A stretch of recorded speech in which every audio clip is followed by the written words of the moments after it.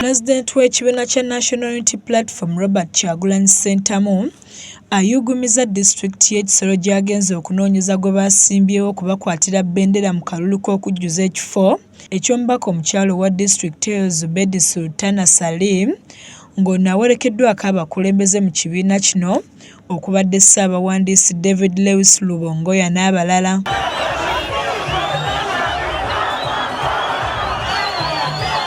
Bano bayugumiza ebitundu byonna gye bayise ng'abantu bakwatiridde ebbali w'enguudo okubawubirako n'okubalaga obuwagizi bwabwe ng'olw'obungi bw'abantu kiwalirizza ab'ebyokwerinda okuyungula abawanvu n'abampi okutangira obutabanguko bwonna.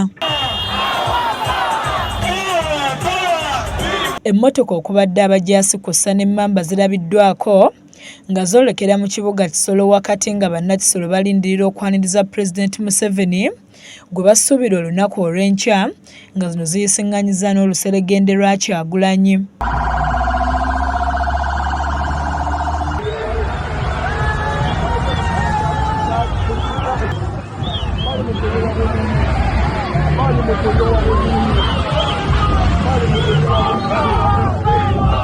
Mu kibuga wakati abantu bakwatiridde mu kulaga obuwagizi bwabwe eri Sultan nga bba abasuubuzi ebibadde bigenda mu maaso babadde babirabira waggulu ku bizimbe.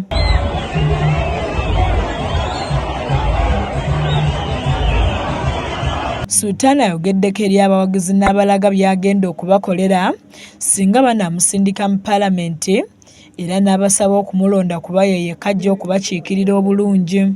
Ne Kyagulanyi asabye bannakisoro okulonda Zubedi Sultan kuba yajja okubakiikirira obulungi ng'atuusa ensonga zaabwe ezibaluma. Joan Katushabe yakusakidde eggulire lino ku lwa KSTV agaleero.